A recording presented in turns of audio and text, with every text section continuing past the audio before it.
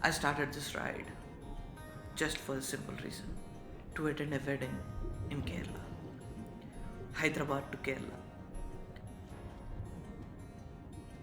a long distance, a trusted bike, and a kind of excitement that doesn't need a plan. As the kilometers passed, the world slowly changed. The air became softer, the roads greener. I saw elephants standing quietly as we entered their home. Deers were resting, and monkeys, my brother species, running around without any sense of time.